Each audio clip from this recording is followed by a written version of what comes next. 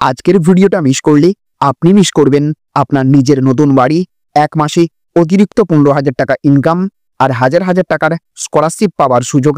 হ্যাঁ বন্ধুরা, ঠিক শুনেছেন, মোদী সরকার দিচ্ছে নতুন বাড়ি বানানোর টাকা, কৃষকদের জন্য ক্ষতিপূরণ, পিএম স্কলারশিপে 75,000 টাকা, ইপিএফও পেনশনে বিশাল বাড়তি সুবিধা, আর এর সঙ্গে নতুন প্রকল্পে 15,000 টাকা হাতে পাবেন অনেকেই। তবে কিভাবে পাবেন এই সব সুবিধা, কারা পাবেন, কবে থেকে শুরু, কিভাবে আবেদন করবেন, সব কিছু এক এক করে আজ আপনাদের জানাবো একদম ক্লিয়ার বাংলা ভাষায়। তাই ভিডিওটা এক সেকেন্ডও স্কিপ না করে একদম শেষ পর্যন্ত দেখুন। ভিডিও শুরু করার আগে একটা প্রশ্ন, আপনার মতে এই ধরনের প্রকল্পগুলো আসলেই মানুষের কাজে লাগে তো, নাকি এগুলো শুধু ভোটের আগে শোরগোল? কমেন্টে জানান আপনার মতামত। আর হ্যাঁ, এমন দরকারি আপডেট পেতে ভিডিওটা লাইক করুন, শেয়ার করে দিন বন্ধুদের সঙ্গে, আর চ্যানেলটা সাবস্ক্রাইব করতে ভুলবেন না। চলুন শুরু করি আজকের এই দারুণ খবরের জার্নি। তো দেখুন, আজ প্রথম খবর উঠে আসছে, সবাইকে নতুন বাড়ি তৈরি করে দিচ্ছে মোদী সরকার। কিভাবে আবেদন জানাবেন জানুন। তো সব মানুষেরই স্বপ্ন থাকে তাদের নিজেদের একটা বাড়ি হবে। কেন্দ্রের PMAY ইউ প্রকল্পটি সেই স্বপ্ন পূরণ করছে। ইচ্ছা থাকলেও অনেকের সামর্থ্য থাকে না যে নিজেদের একটা বাড়ি বানাবেন, তাই কেন্দ্রীয় সরকার প্রকল্পের মাধ্যমে সাহায্যের হাত বাড়িয়ে দিয়েছে। চাইলে এই প্রকল্পে আবেদন করতে পারেন আপনিও। জানা যাচ্ছে, কেন্দ্রীয় সরকার প্রধানমন্ত্রী আবাস যোজনা অর্থাৎ PMAY প্রকল্পের মাধ্যমে 1 কোটি বাড়ি তৈরি করবে। কেন্দ্রীয় সরকার 2015 সালের 25শে জুন প্রকল্পটি চালু করেছিল। প্রকল্পটি এই লক্ষ্যকে সামনে নিয়ে নির্মাণ করা হয়েছিল যে শহুরে দরিদ্র এবং মধ্যবিত্ত শ্রেণীর মানুষদের সাশ্রয়ী মূল্যে কংক্রিটের ঘর তৈরি করে দেওয়া হবে। প্রকল্পের দ্বিতীয় পর্যায় অর্থাৎ গত বছর 2024 সালের বাজেটে চালু করার ঘোষণা করেছিল সরকার।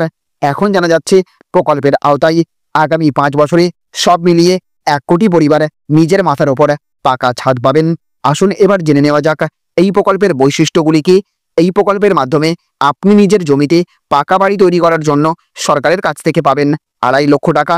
প্রকল্পের আরও একটি গুরুত্বপূর্ণ বৈশিষ্ট্য হল, নির্মাতাদের সাথে অংশীদারিত্বের দ্বারা ভূমিহীনদের সাশ্রয়ী মূল্যের বাড়ি সরবরাহ করা হবে। এই প্রকল্পে খুব কম টাকায় সরকারি উদ্যোগে বাড়ি নির্মাণ করে দেওয়া হবে। গৃহঋণের উপর প্রায় 2.67 লক্ষ টাকার সুদ ভর্তুকিও এই প্রকল্পের অন্যতম বৈশিষ্ট্য। কোন উদ্দেশ্যগুলিকে সামনে রেখে এই প্রকল্পটি নির্মাণ করা হয়েছে? এই প্রকল্পের অন্যতম লক্ষ্য হল শহরাঞ্চলে বসবাসকারী দরিদ্র এবং মধ্যবিত্ত শ্রেণীর মানুষের জন্য আবাসন তৈরি করে দেওয়া। এছাড়া এই প্রকল্পটি অর্থনৈতিকভাবে দুর্বল ব্যক্তিদের আর্থিক সহায়তা প্রদান করে থাকে। একই সাথে দেখুন, আজ আরও একটি বড় খবর উঠে আসছে, সরকার বেতনের পাশাপাশি 15,000 টাকা দেবে। 1 আগস্ট থেকে শুরু হচ্ছে এই প্রকল্প। কারা সুবিধা পাবেন জেনে নিন। তো সরকার 1 আগস্ট থেকে এমপ্লয়মেন্ট লিঙ্কড ইনসেন্টিভ স্কিম অর্থাৎ ELI চালু করতে চলেছে। এর অধীনে প্রথমবারের মতো যারা কাজ করছেন, সরকার তাদের 15,000 টাকা দেবে। এই প্রকল্পের লক্ষ্য হলো যুবকদের কর্মসংস্থানের জন্য উৎসাহিত করা, ভবিষ্যতের জন্য দক্ষ কর্মী বাহিনী তৈরি করা এবং কর্মসংস্থান সৃষ্টির জরুরি প্রয়োজন মেটানো, সেই সঙ্গে উৎপাদন শিল্পকে উৎসাহিত করা। এই প্রকল্পের সুবিধা কারা পাবেন? সরকারের এই প্রকল্পের সুবিধা 2023 সালের আগস্ট থেকে 2025 সালের 31শে জুলাই পর্যন্ত দেওয়া হবে। এর আগে বা পরে যারা চাকরিতে যোগদান করেছেন তারা এই প্রকল্পের আওতায় আসবেন না। এর জন্য সরকার 99,446 কোটি টাকার বাজেটও বরাদ্দ করেছে। এই প্রকল্পের মাধ্যমে শুধু কর্মচারী নয়, কোম্পানিগুলিও লাভবান হবে। তারা প্রতি মাসে প্রতি কর্মচারীর জন্য 3,000 টাকা করে পাবে। সরকার চাই এই প্রকল্পের মাধ্যমে মজুরিযুক্ত বেশি সংখ্যক মানুষ চাকরি পায় এবং কর্মসংস্থানের সুযোগ বাড়ানোর জন্য একটি কাঠামোগত এবং কার্যকর কাঠামো তৈরি করার সরকারের লক্ষ্য। এই প্রকল্পের অধীনে প্রথমবারের মতো যারা মাসে 1 লাখ টাকা পর্যন্ত উপার্জন করছেন তারা 1 মাসের বেতনের সমপরিমাণ পাবেন বেতন। এর সর্বোচ্চ সীমা 15,000 টাকা। প্রথমবারের মতো PF অ্যাকাউন্ট খোলার পরই প্রথম চাকরি হিসেবে এটি বিবেচিত হবে। আপনি যদি কোথাও কাজ করেন কিন্তু আপনার PF কাটা না হয়, তবে তা বিবেচিত হবে না। 1 আগস্ট থেকে প্রকল্পটি কার্যকর হবার পর আপনি PF এর আওতায় এলেই এই প্রকল্পের জন্য যোগ্য হবেন। এই টাকা 2টি কিস্তিতে দেওয়া হবে। প্রথম কিস্তি 6 মাস পর এবং দ্বিতীয় কিস্তি আর্থিক সাক্ষরতা কার্যক্রম শেষ হবার 12 মাস পর দেওয়া হবে। সরকার প্রতিটি কর্মচারীর ভিত্তিতেও অর্থ প্রদান করবে। এছাড়া দেখুন, আজ আরও একটি বড় খবর উঠে আসছে, EPFও পেনশন বৃদ্ধি। EPF সদস্যদের জন্য সুখবর, ন্যূনতম পেনশন বাড়ল বিপুলভাবে। তো এমপ্লয়িজ প্রভিডেন্ট ফান্ড অর্গানাইজেশন সময়ে সময়ে গুরুত্বপূর্ণ সিদ্ধান্ত নিয়ে থাকে। এর অংশ হিসেবে এবার আরও একটি যুগান্তকারী সিদ্ধান্ত নিয়েছে। পেনশন 7,500 টাকা পর্যন্ত বাড়ানো হয়েছে। এর ফলে প্রায় 78 লক্ষ পেনশনভোগী উপকৃত হবেন। দেশজুড়ে পেনশনভোগীরা যে মুহূর্তের জন্য দীর্ঘকাল ধরে অপেক্ষা করছিলেন তা এসে গেছে। EPFও ন্যূনতম পেনশন সীমা 7,500 টাকা পর্যন্ত বাড়ানোর সিদ্ধান্ত নিয়েছে। এর ফলস্বরূপ মুদ্রাস্ফীতি মোকাবিলায় আর্থিকভাবে কিছুটা স্বস্তি মিলবে। কেন্দ্র সরকারের এই সিদ্ধান্তের মাধ্যমে দেশ জুড়ে ৭৮ লক্ষ পেনশনভোগী উপকৃত হবেন। পেনশন বৃদ্ধি এপ্রিল ২০২৫ থেকে কার্যকর হবে। একই সময়ে নতুন ডিএও পাওয়া যাবে। ন্যূনতম পেনশন ১,০০০ টাকা হওয়ায় বর্তমান আর্থিক পরিস্থিতি কিভাবে মোকাবিলা করা যাবে তা নিয়ে দীর্ঘদিন ধরে সমালোচনা শোনা যাচ্ছিল।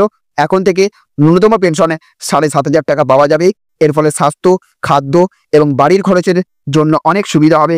বর্তমানে যা পেনশন পাওয়া যায় তার চেয়ে ৭ গুণ বেশি হওয়ায় পেনশনভোগীরা লাভবান হবেন। এছাড়া দেখুন, আজ আরও একটি বড় খবর উঠে আসছে।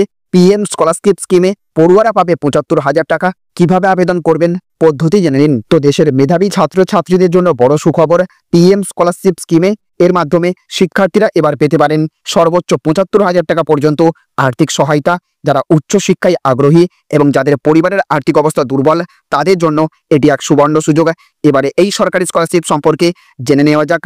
এই স্কলারশিপটি মূলত কেন্দ্রীয় সরকারের উদ্যোগ, যার মাধ্যমে দেশের প্রাক্তন সেনা, আধা সামরিক বাহিনী বা পুলিশ কর্মীদের সন্তানদের আর্থিক সহায়তা প্রদান করা হয়।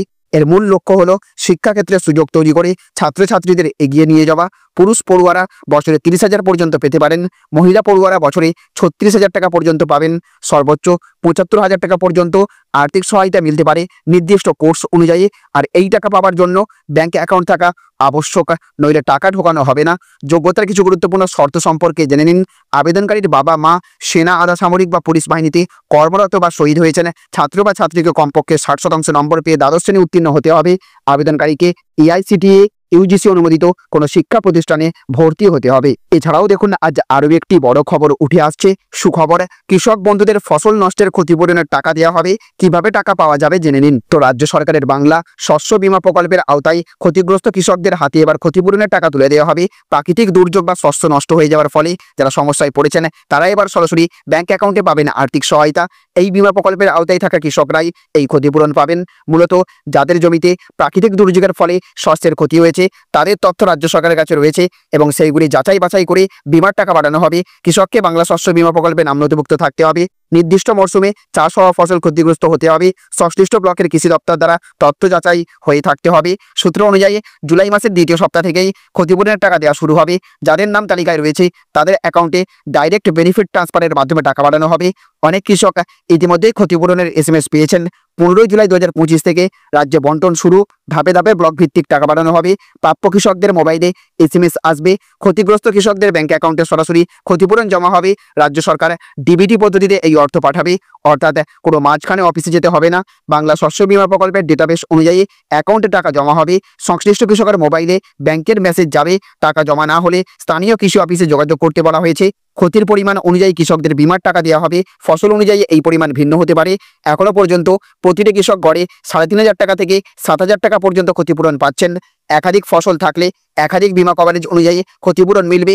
সম্পূর্ণ ফসল নষ্ট হলে পুরো পরিমাণ বীমা টাকা দেওয়া হবে। তো বন্ধুরা, আজকের এই বিশেষ ভিডিওতে আমরা জেনে নিলাম কিভাবে আবেদন করলে আপনি পেতে পারেন নতুন বাড়ি বানানোর সরকারি অনুদান, কৃষকদের জন্য ফসলের ক্ষতিপূরণের টাকা, ৭৫,০০০ টাকার স্কলারশিপ, ইপিএফও পেনশনের বাড়তি সুবিধা আর প্রতি মাসে ১৫,০০০ টাকার নতুন স্কিম। সরকার একের পর এক দারুণ সুবিধা চালু করছে, কিন্তু এগুলোর আসল উপকার যাতে আপনি পান সেজন্যই আমরা প্রতিদিন আপনাদের জন্য এমন তথ্যভিত্তিক ভিডিও বানাই।